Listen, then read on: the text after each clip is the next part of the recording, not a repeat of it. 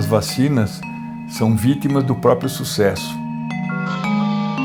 Quando você tinha as doenças visíveis, a população vendo aqueles casos de sarampo, de pólio, etc., todo mundo queria a vacina.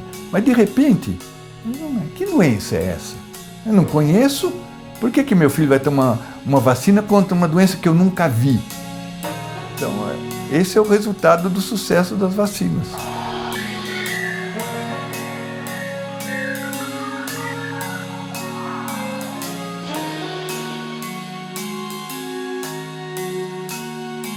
Eu estava dando uma aula para médicos e enfermeiras, e aí eu perguntei para a plateia: quantos de vocês já viram um caso de varíola?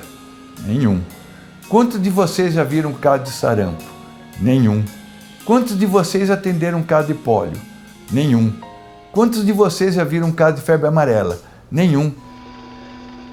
A causa principal do desaparecimento dessas doenças foi a vacinação.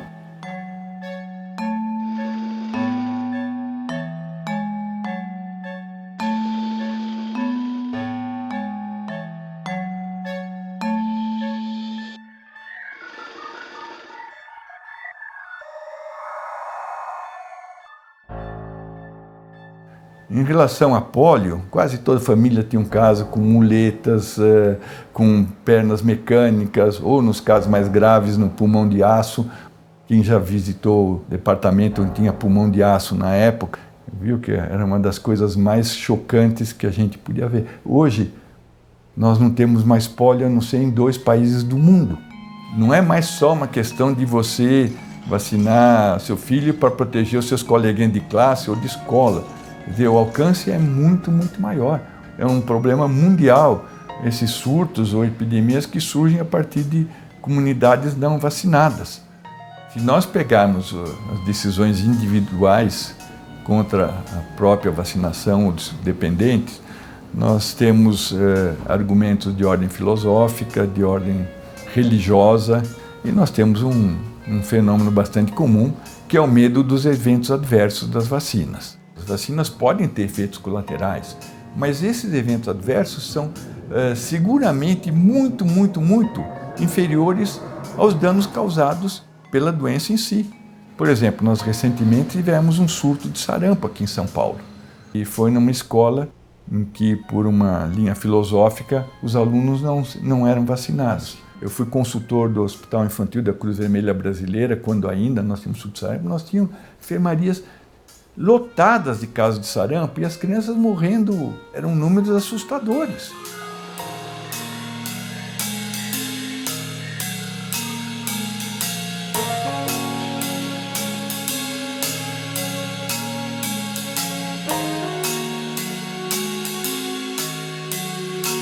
Um estudo feito por uma equipe da Universidade de São Paulo que verificou que quase todos os casos de recusa de vacina ocorrem na classe A ou alguns na classe B. Até alguns usam um argumento que eu acho um argumento inaceitável. Diz o seguinte: o meu filho não precisa correr o risco dos efeitos colaterais da vacina porque ele está protegido pela vacinação dos outros.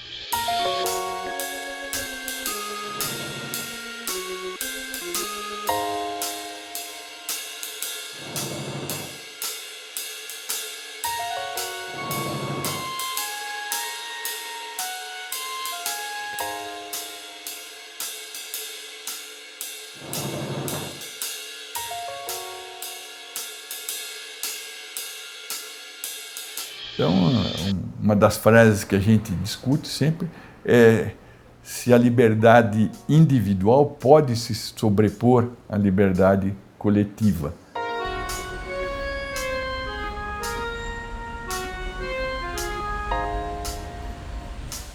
Na internet, por exemplo, você vai encontrar um número enorme de sites contra vacinas, com argumentos que são absolutamente incorretos do ponto de vista científico, mas que são preocupantes, são assustadores. O que você tem é surtos e epidemias quando você não faz a vacina. A vacinação tem uma utilidade individual e tem uma utilidade social.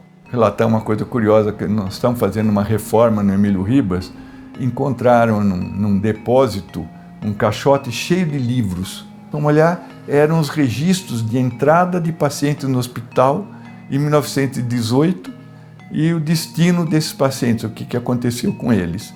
E a gente vê assim, nome do paciente, gripe, óbito. Nome do paciente, gripe, óbito.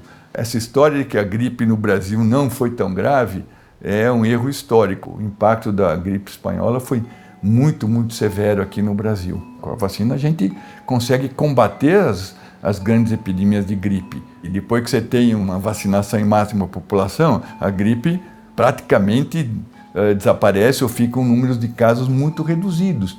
E aí passam-se alguns anos até que venha um outro vírus mais malvado e que ataque a população de uma maneira epidêmica de novo. O problema é que os vírus, as bactérias não estão inativos. Eles, nas suas reuniões, nos seus sindicatos, das suas associações de classe, eles decidem o que fazer para causar novos danos aos seres humanos, né? Porém, por sorte, a ciência está bem equipada para dar uma resposta bastante rápida a esses desafios.